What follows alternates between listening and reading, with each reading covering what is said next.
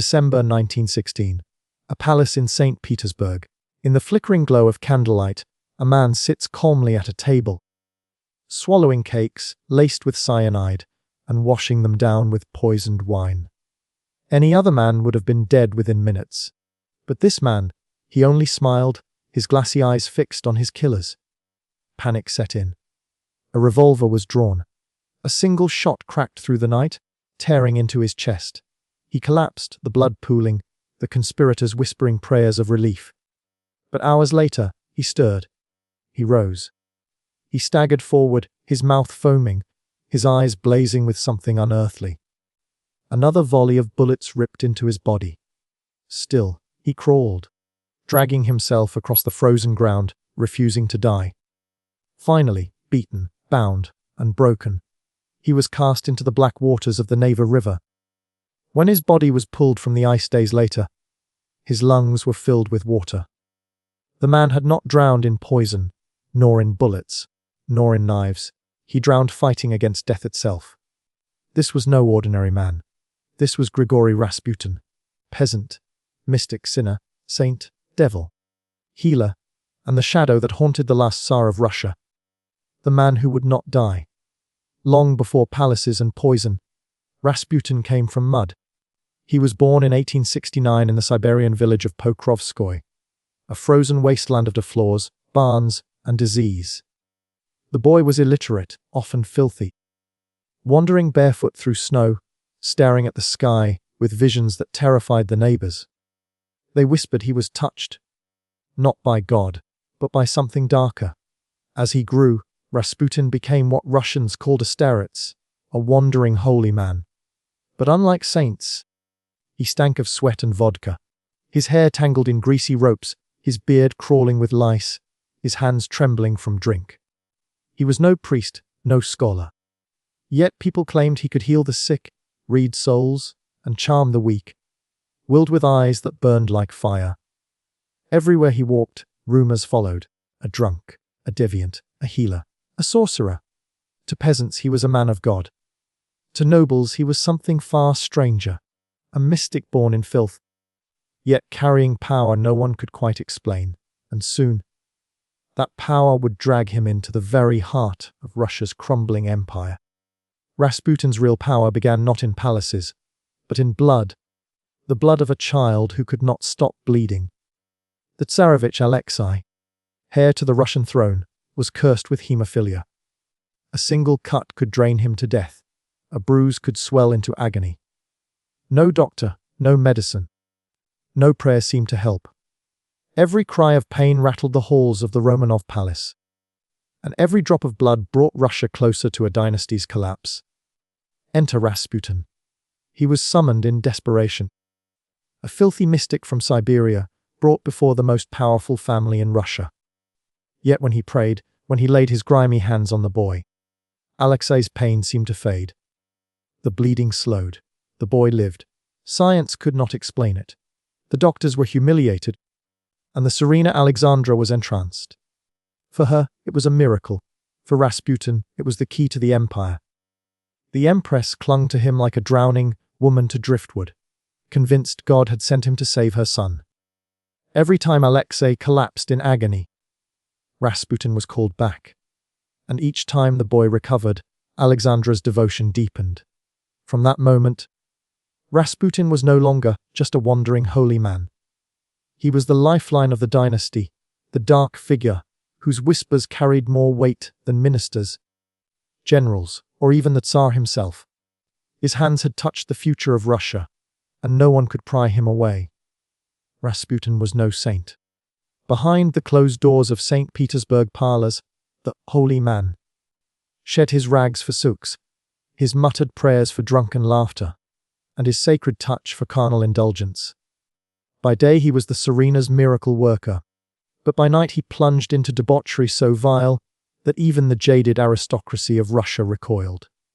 He preached a twisted gospel. To sin was to feel God more deeply. To fall into lust and excess was to rise closer to heaven. Women came to him seeking spiritual healing, and left with their reputations shattered, seduced, disgraced, and still convinced they had touched the divine.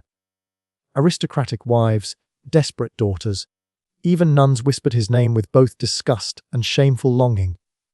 The salons filled with rumors. Orgies soaked in vodka. Chanting and moaning blending into a grotesque hymn. The holy man staggering naked among candles, sweat dripping as though from a fevered saint. Men spat and called him a fraud. Women blushed and whispered that he had eyes like burning coals, that resisting him was impossible. The orthodox priests called him blasphemy incarnate. The politicians hissed that he was corrupting the throne itself. They named him the mad monk, though he had never taken vows. To many he was Satan wearing a cassock. And yet, as the scandals grew louder, as the nobility cursed his name, one voice always rose above them all, the Serenas. To her, Rasputin was not a sinner, but a savior. She defended him with ferocity, convinced his touch alone kept her son alive. Every insult against him was an insult against her faith, her family, God. Thus, the more he sinned, the stronger he became. Each scandal only tightened his grip on Russia's throne. In Rasputin's shadow, the empire was beginning to rot. Rasputin's grip on Russia tightened not in the churches, nor in the taverns, but in the royal palace itself. By the time war erupted across Europe, this filthy Siberian mystic had slipped his hands around the levers of power. He was no minister, no general, no nobleman of ancient blood. Yet his whispers reached further than the orders of the Tsar himself. When Tsar Nicholas II left to command troops at the front, the empire was left in the hands of his wife, Alexandra. And behind Alexandra, Rasputin. He became her confidant, her spiritual compass, her secret counsel. A peasant who barely knew how to sign his name was now advising on who should govern Russia, which generals should lead armies, which ministers should be cast out in disgrace. His influence was poisonous.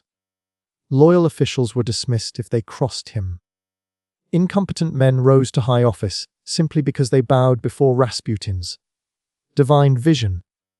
His word could shatter careers or crown new ones, all decided in drunken midnight ramblings or whispered sessions by candlelight in the Serena's chambers. The people saw it. The soldiers saw it. A nation bled in the trenches, while back in St. Petersburg, a foul, unwashed peasant steered the throne.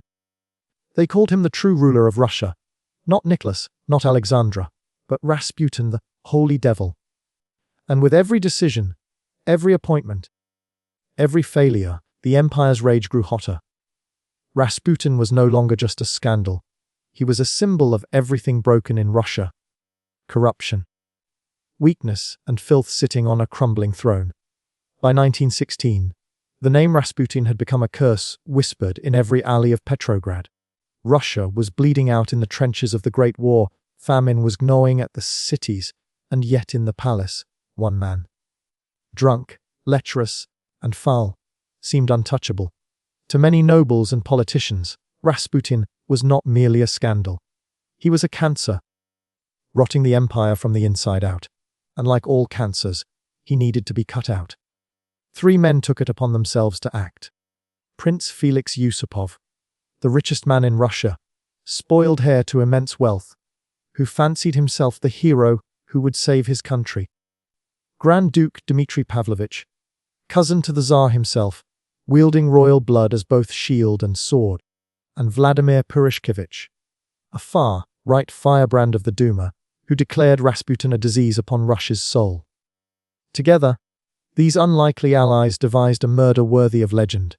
The plan was elegant, cruel, and theatrical. Yusupov would lure Rasputin to his palace under the pretense of pleasure. Wine, food, and perhaps the company of Yusupov's beautiful wife. The wine and cakes would be laced with cyanide, enough to kill 10 men. If poison failed, there would be revolvers. And if bullets failed, they had knives. Finally, if the devil refused to die, they would drown him in the freezing black waters of the Neva. It was not just an execution they plotted. It was an exorcism, an attempt to cleanse Russia of the peasant mystic who held the throne in his dirty, blood-stained hands. The stage was set. The candles would burn low, the wine would be poured, and Rasputin, the hardest man to kill, was about to meet his assassins. December 30, 1916. Snow muffled the streets of Petrograd as Rasputin, draped in his shabby peasant coat, walked willingly into the lion's den, the Yusupov Palace. He believed he was coming for pleasure, for wine, and the company of women. Instead, the air itself seemed to tremble with conspiracy. Down in the basement, the trap was set. Platters of rich cakes, soaked in cyanide, waited for him. Yusupov poured sweet Crimean wine, each glass carrying enough poison to blacken the blood of 10 men. Rasputin sat at ease, his beard greasy, his eyes shining with their eerie, hypnotic glow. He ate, he drank, he smiled, and nothing happened. Minutes turned to hours. Yusupov's hands began to shake. The poison should have left the mystic foaming on the floor, but Rasputin only licked his lips and asked for more. The conspirators whispered in terror. Was this man even human? Finally, panic broke through. Yusupov fled upstairs, returned with a revolver. He raised the gun, pressed the trigger, and the blast thundered through the room.